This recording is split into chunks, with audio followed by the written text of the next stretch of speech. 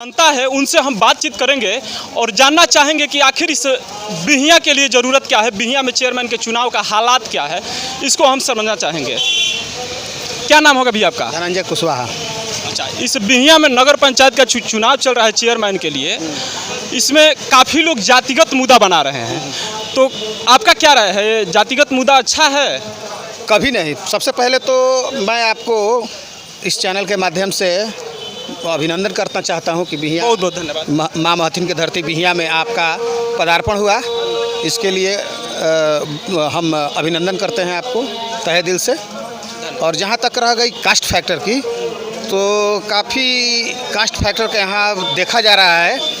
मैंने काफ़ी लोगों से सुना कि कास्ट फैक्टर जैसे कि हमने भी इस चर्चा सुना है। जी जी जी, सही बात है।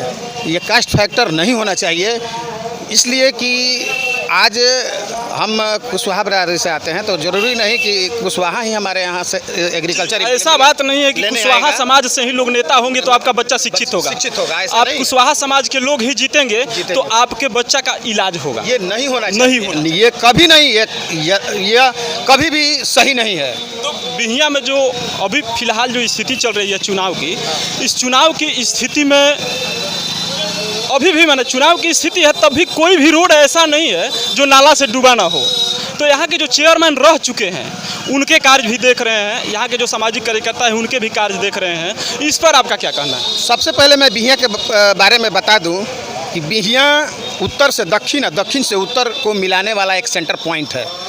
बिहियां नगर सेंटर पॉइंट, जैसे कि हमारे सुदूर देहात से पीरो, जगदीशपुर, तेंदुनी, इधर से धान आता है और यहाँ क्रय विक्रय होता है। और वही चीज़ यहाँ हमारे दियारा क्षेत्र से दलहन फसलें आती है या यहाँ क्रय विक्रय होता है। इसी प्रकार से व्यापारियों का एक अड्डा है, व्यापारियों का बहुत बड़ा, यूँ कहें कि जमाड़ा है, व्यावसायिक नगरी है, माँ महथिन की धरती है। और मैं चाहूँगा कि यहाँ का विकास हो, और मैं किसी भी प्रत्याशी का मैं व्यक्तिगत रूप से विरोध नहीं करता हूँ, किसी भी प्रत्याशी का। और रह गया जल जमाव का, तो मुख्य नाला जो है, मुख्य नाला हमेशा जाम रहता है। चलिए ठीक है, हम बहुत सारे लोग हैं यहाँ, उन लोगों से बात करना चाहेंगे। आप इस चुनाव को किस तरह देखना चाहते हैं? आखिर इस चुनाव में जो मुद्दा बना हुआ है। देखिए, मैं अपना परिचय दे रहा हूँ कि मेरा नाम राजेंद्र प्रसाद है। मैं वार्ड नंबर 3 का स्थायी निवासी हूँ और मैं पेशे से पल्लारी करता हूँ। आज यहाँ पर लोग कहते हैं चेयरमैन 20 साल से चेयरमैन का ये हो रहा है, लेकिन चेयरमैन का कोई अपना यही नहीं समझता कि मैं क्या पद पर हूँ। आज देखिए, हमारे वार्ड में 3 नंबर में 20 साल से वो जीतते आ रहे हैं पवन कुमार गुप्ता, लेकिन वहाँ पर कोई बिहियां में वार्ड नंबर 3 में कोई भी विकास नहीं हुआ। आइए, हम बिहियां की स्थिति वही है। पूरे बिहियां को तो नहीं जान रहा हूँ, लेकिन हम अपने वार्ड नंबर 3 का जान रहा हूँ। और रह गया व्यवसाय से, हम लोग ईश्वर बाबा से जुड़े हुए हैं, क्योंकि पलदारी करता हूँ, इनका माल भी उतारता हूँ और ये भी देखता हूँ। लोग कहते हैं चेयरमैन। आज देखिए, बिहियां प्रदूषण से भरा हुआ है, क्योंकि यहाँ रामको फैक्ट्री है। आज चलिए ठीक है, एक बात इन्होंने बहुत अच्छा बताया कि यहाँ जो रामको फैक्ट्री से जो प्रदूषण हो रहा है उस पर किसी की नज़रिया नहीं है। यहाँ लोगों की नज़रिया बस जाति पर आधारित है। कॉलोनी जो है, वहाँ पर कॉलोनी में बहुत अच्छा खासी बस्ती है और वहाँ पर अगल बगल टिपुरा गांव है, लेकिन वहाँ पर देखिए आज तक कॉलोनी वालों को जो कि ये काम नगर पंचायत का है। तो आप पहले बताइए कि आप विकास के मुद्दा पर वोट देना चाहेंगे कि जातिगत मुद्दा पर? देखिए, हम लोग तो जाति के मुद्दे पर कोई वोट नहीं देते हैं। विकास हो, अच्छा आदमी हो, उन्हीं को वोट दिया जाएगा। ठीक है, बहुत बहुत धन्यवाद भैया। आप इस चुनाव को किस नज़रिया से देख रहे हैं? कैसे पूछा? बहुत अच्छा नज़रिया से देख रहे हैं। विकास के लिए, विकास हो। अच्छा, विकास के मुद्दा पर आप वोट देंगे? जी, विकास का मुद्दा वोट दिया जाएगा। 27 प्रत्याशी में सबसे अच्छे प्रत्याशी यानी। अच्छा, चलिए ठीक है, सबसे अच्छा प्रत्याशी है। ठीक। आइए इधर थोड़ा इन लोगों से बात करेंगे। आप भी बिहियां नगर पंचायत का चुनाव जो चल रहा है, इसमें आप इसको किस नज़रिया से देखना चाहते हैं? लोग यहाँ जातिगत स्थिति बना दी है कि जाति के लोग अलग अलग वोट देना चाहते हैं, तो आप इसको किस नज़रिया से देखते हैं? यहाँ के जो ग्राउंड जीरो के रिपोर्ट जो पब्लिक है वो किस नज़रिया से देख रही है? सबसे पहले आपका धन्यवाद। बहुत जी, अगर हम चुनाव को जातिगत मुद्दा से ले तो बिहियां नगर पंचायत में विकास कभी नहीं होगा। वे लोग जाति को देखें तो उसी के ऊपर निर्भर है, लेकिन और भी हम लोग देखें सामाजिक रूप से देखें तो हमें जो विकास कर रहे हैं उसको सपोर्ट करना चाहिए। आपका नाम क्या हो? राजवीर क्या राजवीर? राजवीर सिंह। अच्छा, तो आप जो है इसको विकास के मुद्दा से देखना चाहते हैं। यहाँ बहुत कम विकास की चर्चा हो रही है, काफ़ी ज़्यादा जातिगत लोग, कोई यादव समाज का मीटिंग कर रहा है तो कोई बनिए समाज के लोग मीटिंग कर रहे हैं। तो इस तरह का मुद्दा उठा करके समाज को बिगाड़ने का काम किया जा रहा है। इसका जो है आप विरोध? हाँ, हम लोग इसका बहिष्कार करेंगे। चलिए, बहुत हम यहाँ बिहियां उपस्थित है और यहाँ कुछ लोगों से बात हुआ जो कि विकास के मुद्दा को बता रहे हैं कि हम विकास के मुद्दा लेकर के ही चलेंगे, जातिगत मुद्दा को लेकर के नहीं चलेंगे। यहाँ की जो समस्याएं हैं उन समस्याओं पर बात हुई और उस समस्या को निदान करने का प्रयास करने के चक्कर में लोग बात कर रहे हैं। चलिए ठीक है, हम इनसे बात करना चाहेंगे। क्या नाम होगा भी आपका? मेरा नाम है दीपक कुमार गुप्ता। अच्छा, आप यहाँ जो चेयरमैन का चुनाव हो रहा है, इस चुनाव को किस नज़रिया से देख रहे हैं? इस चुनाव में लोग जातिगत मुद्दा उठा रहे हैं कि हम जो है कि इस जाति के हैं तो अपने जाति के लोगों को वोट देंगे। तो क्या अपने जाति के नेता को वोट देने से विकास हो जाएगा बिहियां का? देखिए, सबसे बड़ी बात कि बिहियां एक ऐसा बाज़ार है जिसमें जितने भी व्यवसायी है उसमें सभी जाति के लोग हैं।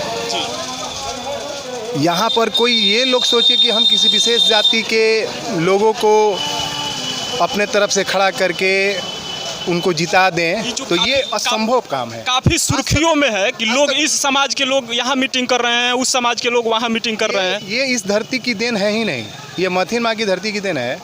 और सबसे बड़ी बात कि यहाँ पर जितने भी लोग हैं एक दूसरे से इतने प्रेम मोहब्बत से रहते हैं कि आप कभी यहाँ पे जातिगत दुर्भावना का शिकार किसी को देख नहीं सकते हैं।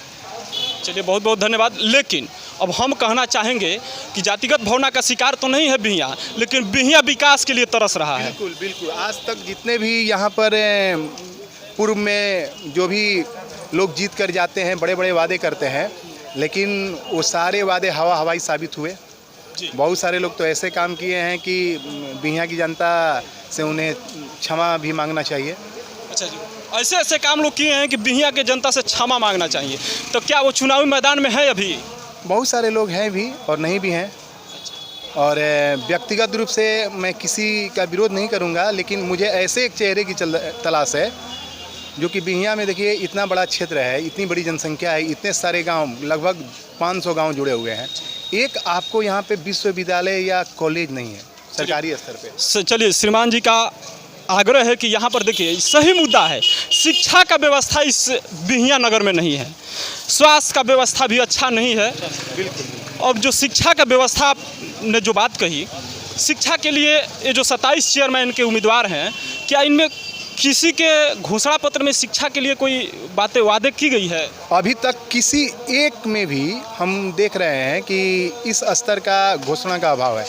न पुस्तकालय की चर्चा की गई हो, न शौचालय की चर्चा की गई हो। बिल्कुल, बिल्कुल। इन 27 उम्मीदवारों से मैं चैलेंज करता हूं कि अगर लिखित रूप में कहीं पुस्तकालय के लिए या शौचालय के लिए अगर कहीं आवेदन दिया हो, शपथ पत्र ही दे दे सब लोग अपना अपना, जनता के बीच में एक शपथ पत्र दे दे कि हम चुनाव जीतने के बाद ये करेंगे। इस तरह की भी घोषणा लोग करके देखें। हाँ, बिल्कुल करना चाहिए। ठीक है, तो इस मुद्दे को हमको लग रहा है कि आपने पहली बार इस बिहियां में यूनिवर्सिटी हो, इसके कॉलेज हो, इस तरह के मुद्दे को पहली बार तो एक नौजवान ने उठाया है। तो हमारे कहने का मतलब है कि ये जो मुद्दा है चेयरमैन के लोग के दिमाग में नहीं आ रहा है। क्यों नहीं आ रहा है? यहाँ सरकार बनने के साथ ही परसेंटेज का मामला शुरू हो जाता है। दिक्कत ये है, लूट खसोट काफ़ी ज़्यादा है। तो हमारे कहने का मतलब है कि आखिर बिहियां भ्रष्टाचार मुक्त कैसे होगा? इसका आखिर वजह क्या है?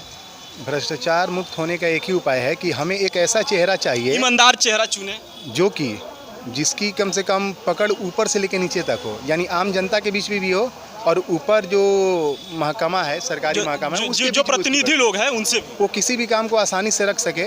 और ऐसे चेहरे के रूप में तमाम 2-3 ऐसे चेहरे हैं, नाम तो नहीं खोलूँगा, लेकिन 2-3 ऐसे चेहरे हैं। आपका इशारा ही काफ़ी है। हाँ। नाम तो मान लीजिए कि है, इसलिए कि जो आप मुद्दे बता रहे हैं, अधिकारी से लड़ सकते हैं, किसी भी अधिकारी से लड़ सकते हैं और अपनी बातों को वहाँ पे रखवा सकते हैं। भैया का कहना है कि हम उसी को वोट देंगे जो हमारे ज़मीनी मुद्दे को लेकर के किसी अधिकारी के पास जा सकते हैं, किसी नेता के पास, किसी प्रतिनिधि के पास जाएं तो उनकी बातों को सुना जाए।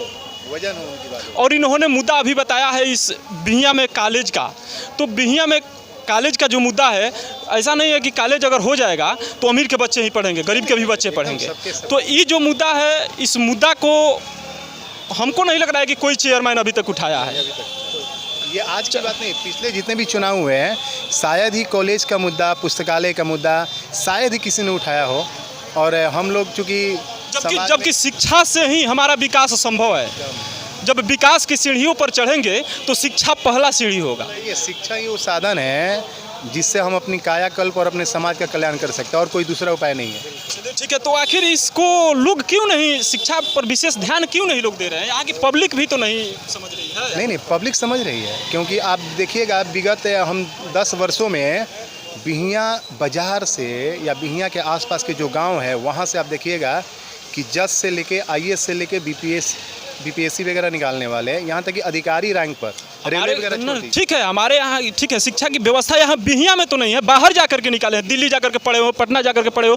बिहियां में एक भी अच्छा पुस्तकालय है कि नहीं, आप बताइए। पूर्व मुख्यमंत्री श्री बिंदर सिंह दुबे ने बिहियां को एक बहुत ही अच्छा चीज़ दिया, नवोदय विद्यालय। हम बोल रहे हैं कि यहाँ पर एक अच्छा पुस्तकालय नहीं, बिल्कुल नहीं है, आज तक नहीं है। हम लोग निजी स्तर पे हमारे दोस्तों ने पुस्तकालय चलाया, और उस पुस्तकालय से पढ़ के, जो बरतर स्थित है, पुस्तकालय से पढ़ के लगभग हजारों लड़कों ने जॉब लिया है। लेकिन यहाँ पर जो भी अग्रणी नेता हुए उन्होंने कोई योगदान नहीं दिया इस मामले में, शिक्षा के स्तर में एकदम। चलिए, बहुत बहुत धन्यवाद भैया। हम यहाँ के दर्शकों, अपने दर्शकों से, बिहियां के जो पब्लिक है, जनता से हम यही कहना चाहेंगे कि आप जो है जाति की मुद्दा छोड़ करके विकास की मुद्दा को पकड़ा, और विकास की मुद्दा पकड़ने के लिए सबसे पहली जो सीढ़ी होगी शिक्षा की होगी।